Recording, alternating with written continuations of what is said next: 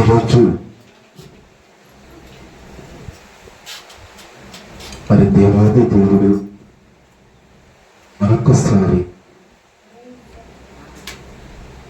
వారి సజీవ లెక్కల నుంచి పరిశుద్ధ స్థలానికి ప్రతి ఒక్కరిని రాత్రనక పగలనక దేవుడు కాపాడి మీరందరినీ చేర్చాడు ఇక్కడికి. ఒక్క రోజున మొదలు గడిపితే 1000 దినాల శ్రేష్టకరం అనే మాట మన లేఖనాలు సెలవిస్తూ ఉన్నాయి. మరి దేవుని కృపను బట్టి మనం అందరము మరి దేవుడు మిమ్మల్ని మమ్మల్ని అందరినీ కూడా పరిశుద్ధ స్థలానికి చేర్చిన దేవాది దేవునికి మరి మీ అందరికి చేరి వచ్చిన నా ప్రియ సంగమ మీ అందరికీ నా హృదయపూర్వకమైన ధన్యవాదాలు తెలియపరుస్తున్నాను. బాగున్నారమ్మా? బాగున్నారా? అంతేనా? చాలా మంచిది, సంతోషం. ఎల్లప్పుడూ ఇలా సంతోషంగా ఉండాలి. మీ అన్ని కుటుంబాల్లో ఇలాగే ఉండాలి. అది నేను కోరుకుంటున్నాను, నా కన్న తండ్రి కూడా కోరుకుంటున్నాను. ప్రతి కుటుంబాలు భార్య భర్తను, భర్త భార్యను, తల్లిదండ్రుల పిల్లలను ఒకరి పట్ల ఒకరు ప్రేమ కలిగి జీవించండి. ఈ కడవర దినాల్లో ఉన్నాం, భయంకర దినాల్లో ఉన్నాం. ఎవ్వరిని మార్చలేరు. మన ప్రభువైన యేసుక్రీస్తు ప్రభు మాటలు వింటే మార్పు వస్తుంది. ఆ మాటలు మీరు వింటూనే ఉన్నారు కాబట్టి చక్కగా దేవునిలో ఎదగాలి. ఎవ్వరి మాట వినకపోయినా పర్వాలేదు, కానీ మన కన్న తండ్రి మాట మాత్రం మనము వినాలి. విని గ్రహించాలి, గ్రహించినది పాటించాలి, పాటించినది నీ జీవితంలో అంతా కూడా నీ ఊపిరినంత వరకు, నీ మట్టిలో చేరేంత వరకు, ఆయన మహిమలో చేరేంత వరకు దాన్ని కొనసాగాలి. దాన్ని కొనసాగాలని దేవుడు మరి వింటున్నాడు. దేవుడు చెప్తూ ఉన్నాడు, ఆయన మాట ఎవరైతే శ్రద్ధగా వింటారో వాళ్ళన్ని విషయాలు దీవింపబడతాయనే మాటలు మనం విన్నాం. పరిశుద్ధ గ్రంథంలో చాలా చక్కటి మాటలు మనకు తెలియపరుస్తూ ఉన్నాడు. మరి మనం ఈ లోకం వైపు మనం చూస్తున్నామా, లేదా దేవుని వైపు చూస్తున్నామా, లేదా మనసులో సంతోష పెడుతున్నామా, లేకపోతే కన్న తండ్రిని మాకు జీవాన్ని ఇచ్చినవాడు, మాకు బ్రతుకునిచ్చినవాడు, మాకు మానవుని తయారు చేసినవాడు, నరాలు ఇచ్చినవాడు, కిడ్నీలు ఇచ్చినవాడు, మెదడు ఇచ్చినవాడు, చర్మం ఇచ్చినవాడు, నరాలు ఇచ్చినవాడు, చర్మం కప్పిన మాంసంతో కప్పినవాడు, అన్నీ కూడా చేసి తయారు చేసి లోకానికి తెచ్చిన కన్న తండ్రికి సంతోషపెడుతూ ఉన్నామా? మీరు తెలుసుకోవాల్సిన విషయాలు ఈరోజు అమూల్యమైన మాటల మీద నేను పంచుకోవాలని ఆశపడుతూ ఉన్నాను. మీరు వినడానికి ఆసక్తి ఉందా?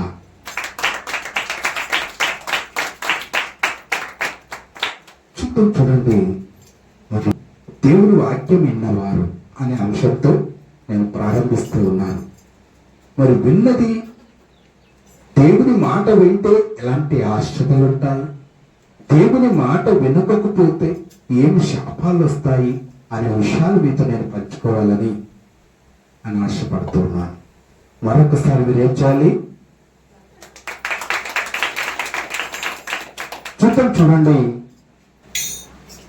దేవుని వాక్యం విన్నవారు ఏ మేలు పొందుతూ ఉన్నారు అంశంతో నేను మాట్లాడుతూ,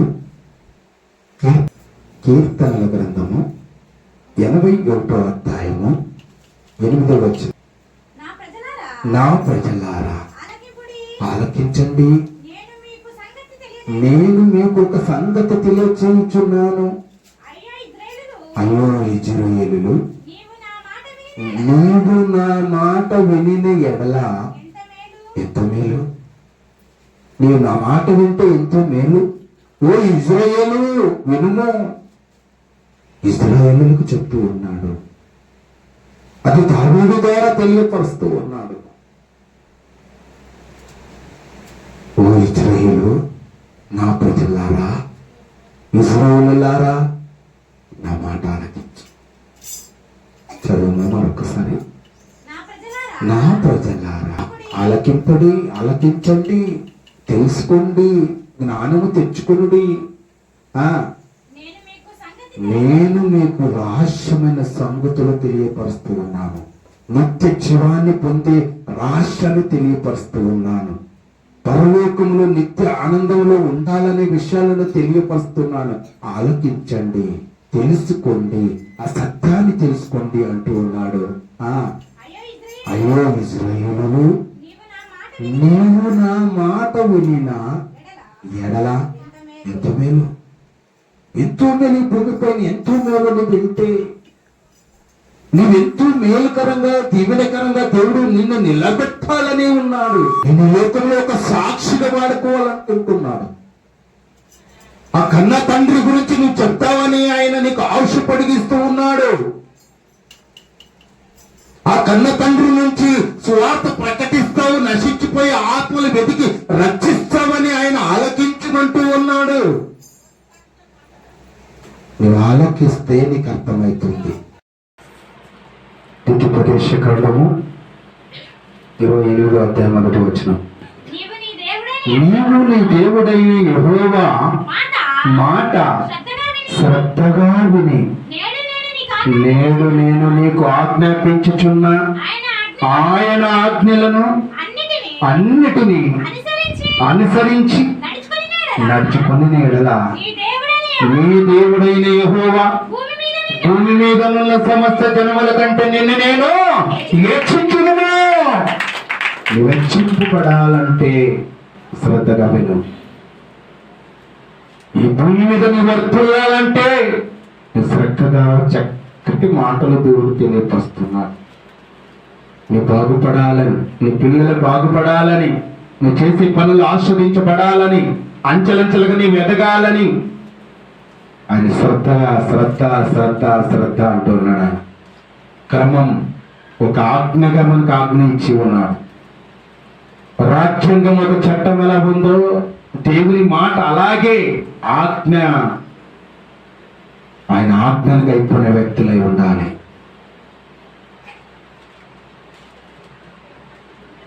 శ్రద్ధగా వింటే సమస్త జనముల కంటే నిన్ను నేను హెచ్చించుతానంటాడు ఆయన. ఎవరి మాట వింటే హెచ్చింపబడతావా? లోక వార్త వింటే హెచ్చింపబడతావా? మనుషుల మాటలు వింటే హెచ్చింపబడతావా? ఎవరి మాట వినాలండి? దేవుని మాట వింటే హెచ్చింపబడతా. నేను వినను, నేను ఎవ్వరి మాట వినను. నేను సీతమ్మ, నేను సీతయ్య అట్టి వెనుకో అక్కడ కెర్ర కేక. ఎవరు వేయాలి? ఎవరు వేయాలి? ఎవరైతే వినలేదో వాళ్ళు వేయాలి కేకలు.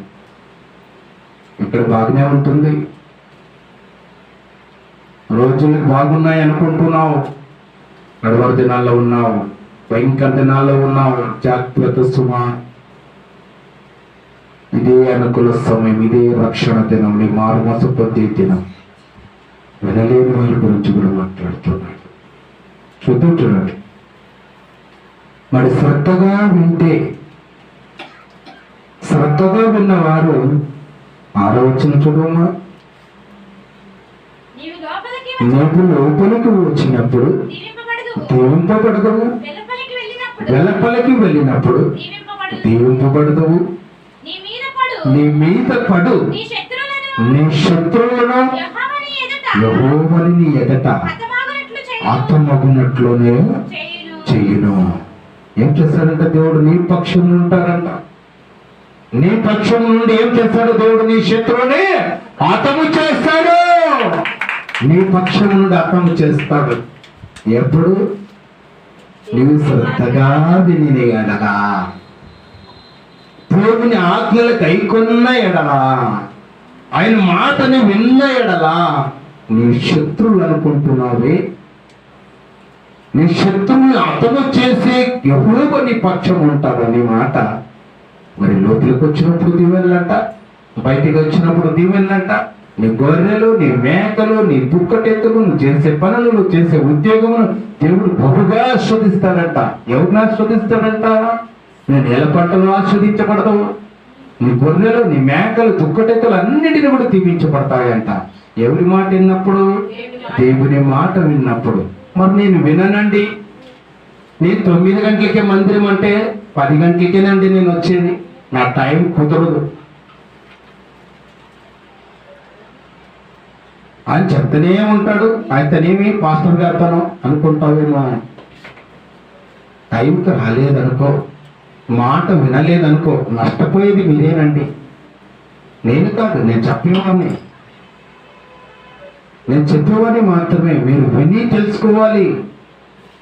అలోతైన మర్మాలు సత్యాలు మీకు తెలియపరుస్తూ ఉన్నాను. భయంకరమైన శిక్ష ఉందని తెలియపరుస్తూ ఉన్నాను. ఆ శిక్షలో మీరు నిలబడకూడదని తెలియపరుస్తూ ఉన్నాను. ప్రపంచంలో ఎప్పుడు నిన్ను రక్షించడు, నిన్న డబ్బు రక్షించదు, నీ స్నేహితులు, నీ మిత్రులు, నీ శైలాప్లేసులు ఎవ్వరు నిన్ను రక్షించరు. కన్న తండ్రి నిన్ను కన్నాడు కాబట్టి ఆయనకు బాధ్యత ఉంది. ఆయనకు బాధ్యత ఉంది కాబట్టి నీ క్రమశిక్షణ ఉంటుంది, నేను చెప్పు చేస్తాను అంటాడు. ఇశ్రాయేలు వినుము, నా మాట వింటే నీకు మేలయ్యా. నా మాట శ్రద్ధగా విని ఎడల సమస్త జనాల కంటే నిన్ను నేను హెచ్చించను. లోపలికి వచ్చినప్పుడు తీవలే, బయటికి వెళ్ళినప్పుడు తీవాలి. ఇది ఎవరికండి? విన్నవారికి. వినలేదు, నేను వినను, నేను టైంకి రాను, ప్రోగ్రాం సరిగ్గా రాను, నా ఇష్టం అనే వారి గురించి విందామా? విందామా వద్దా?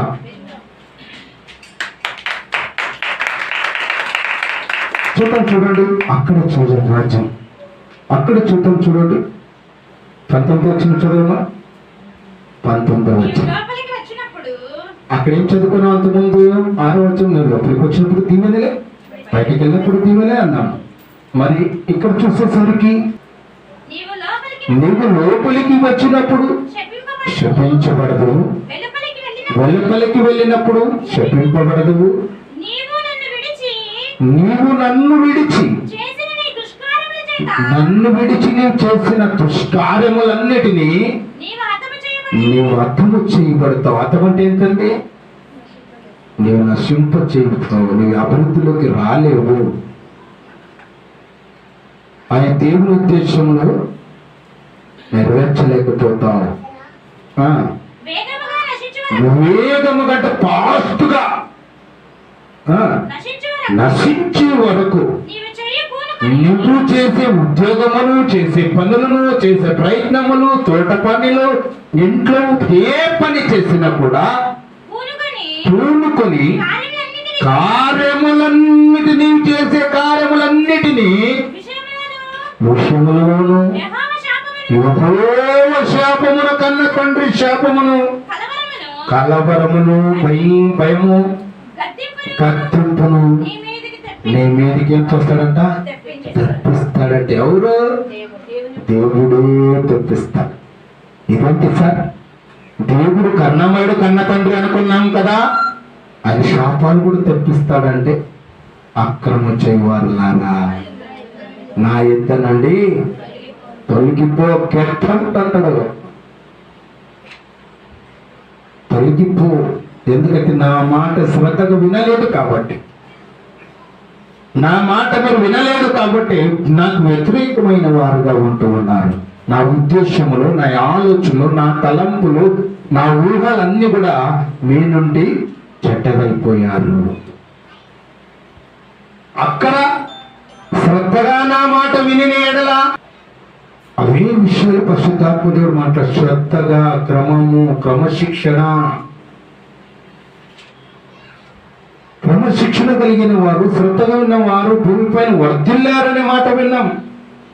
మరి మాట క్రమంలో తప్పిపోయిన వారిని ఏమన్నాడు?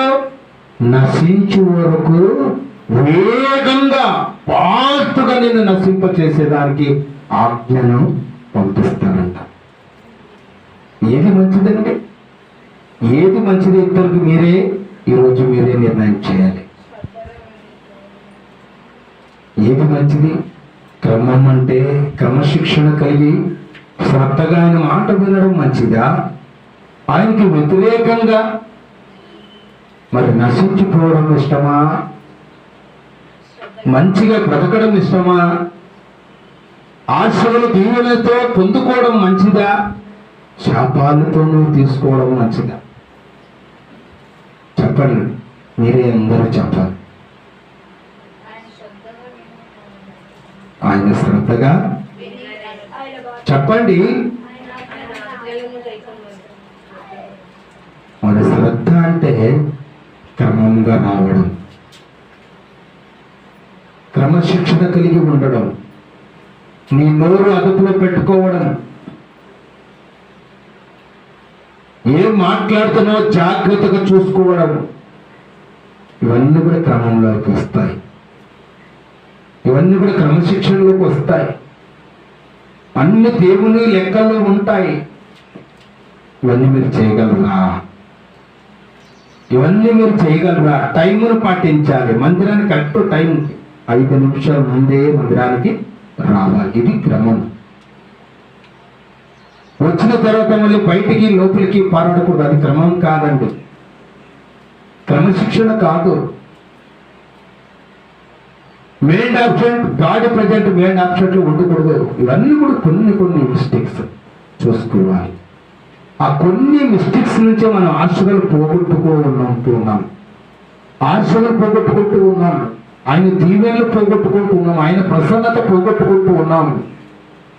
ఆయన ఆశలు తీసేసేవాడై ఉంటూ ఉన్నాడు. దేవుడు ఇచ్చేవాడు ఆయనే, తీసివేసేవాడు కూడా ఆయనే. ఆయనకు అధికారం ఉన్నది. అందుకే శ్రద్ధగా ఉండడం అంటే చాలా కష్టం. నీ ఇష్టానుసారం ఉండడం అంటే నీకు టేక్ టీచ్. ఏది కావాలండి?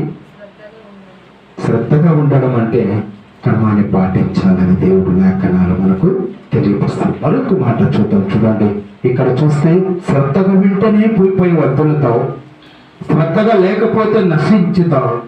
మరి ఏది రెండులో ఏది కావాలి? గట్టిగా అందరూ చెప్పగలరా? ఏది కావాలండి? ఒట్టుకుని విడిచిపెట్టిన వాడు భూమి పైన వర్ధిల్లుతావు. అందుకే ఇక్కడే నేను అడుగుతూ ఉన్నాను. దేవుడు వింటా ఉన్నాడు పైన, ఆయన చూస్తూ ఉన్నాడు. అందరు హృదయాలు ఎరిగినవాడు ఆయన, అంతరంగమును ఎరిగినవాడు. ఆయన సృష్టి చేసిన సృష్టికర్త ఆయన, ఆయనకు అడ్డం లేదు. మరి మరొక మాట చూద్దాం. లూకాసు వార్త 11వ అధ్యాయము 28వ వచనం. దేవుని వాక్యము విని దాన్ని గైకొనేవారు మరీ ధన్యులు అని మరీ ధన్యులు చెప్పాను. ధన్యులని చెప్పబడాలి. దేవుని వాక్యం వినేవారు. దేవుని వాక్యం ఈ రోజు నేను వింటున్నావా? ఓ సోదరి సోదరుడా, దేవుని వాక్యం సూటిగా మీతో మాట్లాడుతున్నాడు పరిశుద్ధాత్మ. శ్రద్ధగా నీ దేవుని మాటలు నీ వింటే ధన్యురాలివి, ధన్యుడివి అనే మాటను మనం వింటూ ఉన్నాం.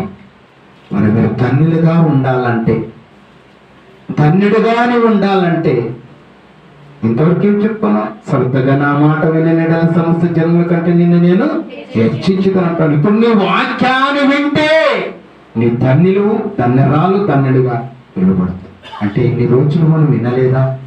మన జీవితాలు, పాత జీవితాలు అలాగే ఉన్నాయా? కొత్తగా నీ జన్మించలేదా?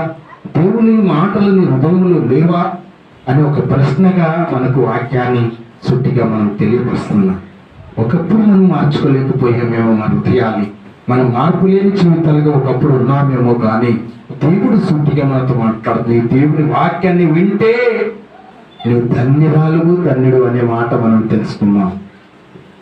మరి అలాగే చూద్దాం. లూకాసు వార్త 8వ అధ్యాయం 15వ వచనం చదవండి. 8వ అధ్యాయం 15వ వచనం. లూకాసు వార్త మంచి నేల నుండి విత్తనమును పోలిన వారెవరనగా యోగ్యమైన మంచి మనసుతో వాక్యము విని దాన్ని అవలంబించి అభ్యాసము చేసి నెమరు వేసిన ఎడల ఓపికతో ఫలించువారు. కుటుంబ దేవునికి మహిమకరంగా దేవునికి మహిమ కలుగును గాక. ఓపిక అనేది మనకు కావాలండి. ఎప్పుడు వస్తుంది ఓపిక? దేవుని వాక్యం వింటే ఓపిక వస్తుందనే మాట మనకు తెలియపరుస్తున్నారు. మరొకసారి చదువుమా. మంచి నేల విత్తనముతో పోలిస్తూ ఉన్నాడు దేవుని వాక్యం. వారెవరనగా యోగ్యమైన వారు, మంచి మనసు గలవారు, వాక్యం వినగలిగిన శక్తి కలిగిన వారు, దాని అభ్యాసము అవలంబించిన మనసు కలిగిన వారు ఓపికతో ఫలించేవారు. ఆ ఓపిక నీకు ఉండాలి. ఓపిక ఉంటే నీకు ఫలిస్తావు సహోదరి సహోదరుడా. ఓపిక నీలో లేకపోతే క్రీస్తు నీలో ఉండడు. క్రీస్తు మనసు నీవు ఎరగలేవు. క్రీస్తు మనసు నీలో లేదు. క్రీస్తు ప్రేమ నీలో ఉన్నట్టయితే దేశములన్నీ కప్పును. ప్రేమ, యేసు ప్రేమ శాశ్వతమైన ప్రేమ, శత్రువు మిత్రుగా చేసుకునే ప్రేమ, వ్యభిచారులు ప్రేమించే ప్రేమ, దొంగల్ని ప్రేమించే ప్రేమ. ఈ ప్రపంచంలో ఉన్న మానవులందరూ, తాగుబోతులు, తిరుగుబోతులు అందరూ కూడా క్షమించే ప్రేమ యేసు ప్రేమ. చెప్పట్లు కూడా దేనికి యేసు ప్రేమ నీలో ఉండాలంటే, నీవు పనిలో అభివృద్ధిలోకి రావాలంటే నీకు ఓపిక ఎంతో అవసరం. దేవుడు వాక్యం నీలో ఉందంటే ఓపిక వస్తుంది. ఈ మాటలు నీవు వింటే నీలో మార్పు వస్తుంది, ఓపిక వస్తుంది, సహనం వస్తుంది. ఈ భూమిపైన వర్ధిల్లేవారుగా ఉంటామనే మాట మనం తెలుసుకొని ఉన్నాం. అక్కడ చూద్దాం, చూడండి. మత్తయి సువార్త 7వ అధ్యాయం 24వ వచనం.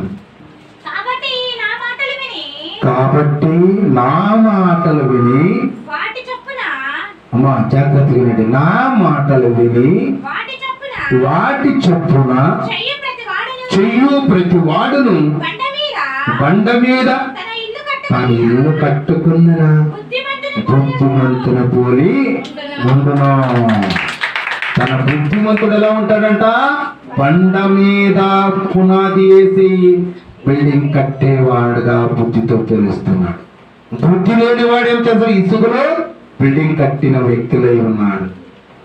ఇసుకలో బిల్డింగ్ కడితే ఉంటుందండి, అది బుద్ధివంతుని పని కాదు, మూర్ఖుని పని, బుద్ధిహీనుల పని, జ్ఞానం లేని వాని పని.